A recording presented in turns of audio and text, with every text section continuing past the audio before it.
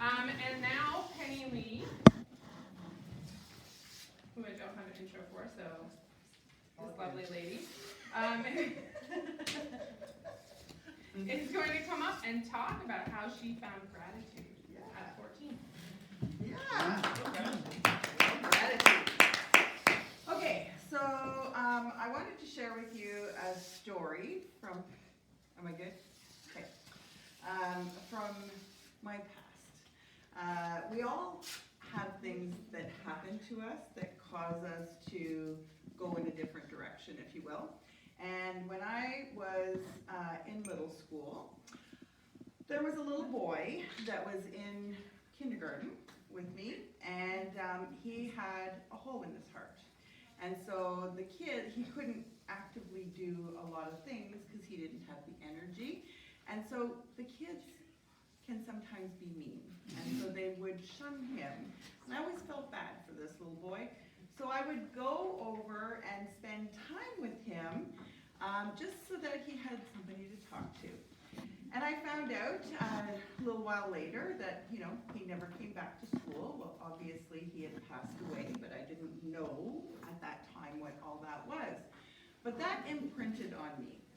And as I went through school, we used to have to do these participation things. Does anybody remember those? Yeah. I hated those days because I honestly could not do what everybody else could do. So I remember trying to run the 100-meter dash and ran out of breath. Then we did the 400. I couldn't even make it. I had to just walk along, and all my friends were running around, and I never really understood why.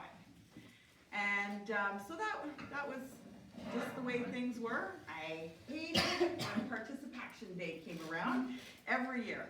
And but my mom always made me go to school anyways.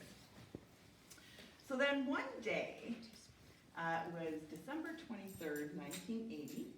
I was 14 years old. And my girlfriends and I wanted to get together for Christmas gift exchange. So I came out of my room, I was all excited, ready to go to my gift exchange, and we had carpeting, and so I stepped on something in the carpet, and I went, ooh, like that hurt, whatever that was. And I sat down, and I said, Mom, I can't walk on my foot, it hurts. She says, well, let me have a look. So she looks at it, touches it, and yeah, that's where it hurts. She says, there's no cut, there's nothing, there's nothing there. I said, Mom, it hurts when you touch it or when I move my toe. And she says, okay, well, let's go to the hospital and see what's going on. So we end up at the hospital and go into emergency, and then once I finally got in, the doctor does a few checks of my foot. He says, there's something in there. I can feel when I touch it, there's something hard in there, so let's get an x-ray and see what's going on. So I go get the x-ray, come back, lo and behold, I have a sewing needle stuck in my foot. Oh no. It broke off in my foot. And so there was no penetration hole, there was nothing. It just went in and broke, and that was the end of it. So they, of course, have to do surgery to take it out because they can't see it. They've got to cut my foot open. So I ended up, they send me for an ECG, electrocardiogram, because when the doctor checked my heart, he heard something unusual with my heart. And so I go and have this echocardiogram, and they said, you can't have surgery tonight. We need the cardiologist here because there's something wrong with your heart. And I'm like, what? So I go back, they tell me go home, come back the next day. So December 24th, I go in, they do the surgery, take out the needle, and then proceed to tell me that they discovered I have a hole in my heart. So I'm like, oh my God, what am I gonna do? I'm 14 years old, I'm gonna die. I'm 14! Oh my God. So I decided, so they told me I needed to go for this special test, which I had on February 23rd. And so they pump this fluid in my groin area, and it goes through my whole body, and I'm awake, and they're asking me how it feels. Hot. It feels hot when this stuff goes through your body. And so they want to see how my heart is pumping. Anyways, ends up that your heart is the size of your fist, right? The hole in my heart was the size of a quarter. That's a pretty big hole. And it's because it was between my atriums, the blood was not being oxygenated. So when I cut myself and I bled, I didn't bleed red. It was more like blue. And I never really put two and two together. I was just a kid. And so sure enough, my doctor said to me, you know, it's the size of a quarter, so we absolutely have to do surgery. So June 23rd, I was scheduled for my surgery to have open heart surgery at 14 years old. So February 23rd, I'm like, okay, I gotta do everything before I die. So I ended up, and you know, you talk about this 16-year-old girl, right? Think about, I'm a 15-year-old today, and I think about where she's at and the things that she's doing, because I remember where I was at when I was 14 and all of the things that I needed or felt I needed to experience before I was going to die. And that was in my head the whole time. I'm going to die, I'm going to die, I'm going to die, so I better experience everything. So naturally, I got into a group of people that did very interesting things. So this was my new gang, right? Because they embraced me. Okay, let's teach you how to smoke. Let's get you high. Let's do all these crazy things, because I didn't want to die without experiencing that stuff. And so ended up... Your poor mother. Okay, so this is the other thing. My mom was oblivious to everything. And I think I did all those things because I wanted attention. I wanted her to put boundaries around me. Nope, go out with a drug dealer, no problem. Hang out at the pool bar all night long at the arcade, no problem. She didn't know who I was hanging out with, and I kept thinking, I can't believe my mom is letting me do all these things. But she didn't even know I was doing them. And you know, of course, ended up having sex at 14 with this drug dealer that I didn't even know. And who knows what I could have got as far as disease and all this other stuff, but I wasn't thinking. All I was thinking is I needed to experience everything before I die. And so sure enough, June 23rd came around, and I ended up having my open heart surgery, obviously successful. Not dying. I'm here, yay, I survived. So, you know, after going all through all that stuff, all that craziness, I thought, okay, I am so grateful that I am here alive today. I ended up being in a room, a shared room, you know, the girl in my room.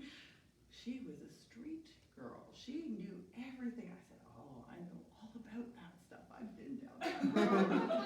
And so she goes, yeah, you know what?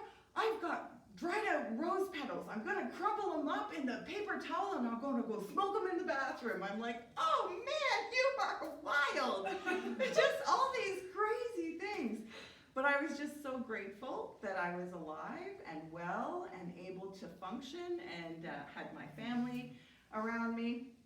I decided that that was the day that I was going to begin to be grateful on a daily basis. And I started talking about gratitude and being grateful every day and thanking, you know, being thankful just that I could breathe, being thankful that I could walk. I could even run after a while because I had the endurance, because I was able to, you know, my oxygen was being, my heart was pumping clean, oxygenated blood through my heart. So I was just super, super happy. And that's the day that I swore I would be grateful and that I would also find ways to give back, because there's a reason why I survived. So I knew that I needed to do things to pay it forward from that day forward.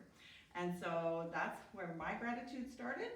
And it's really important because having gratitude actually gives you a different perspective in life.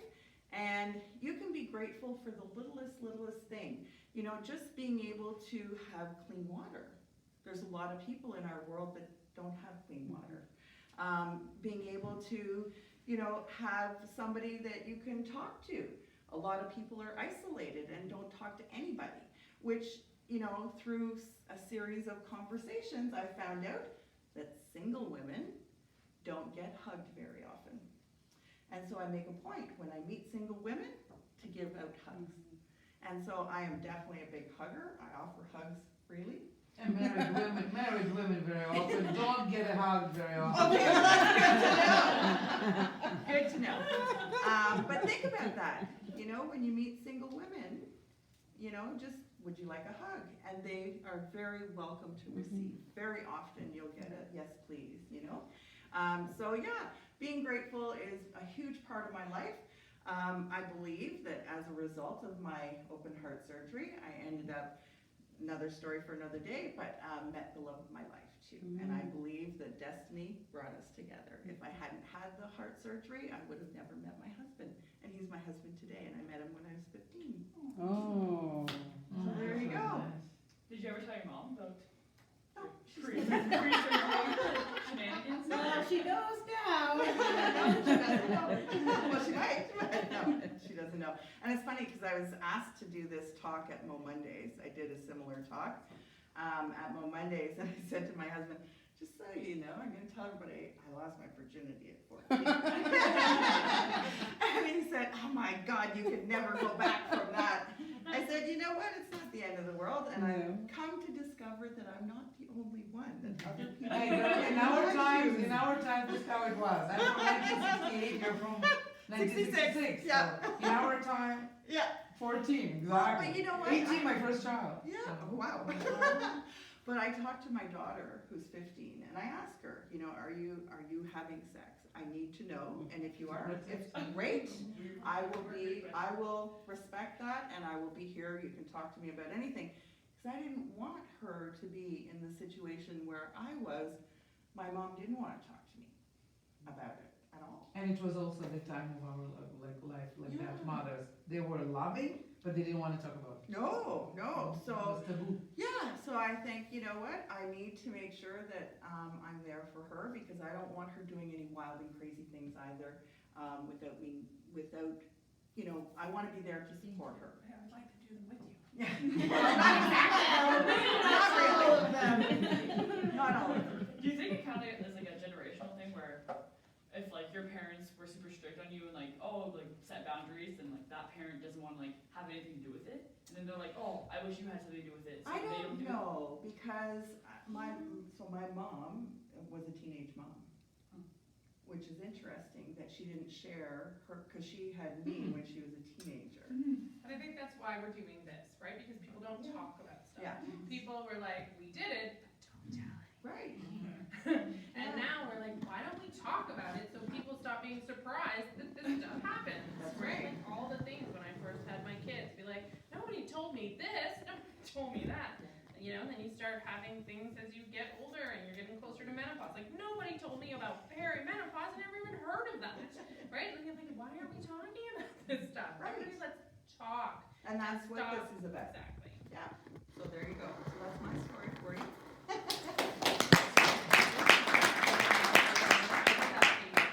All right, Liz, I don't have an introduction for her either, We left but ourselves. since out.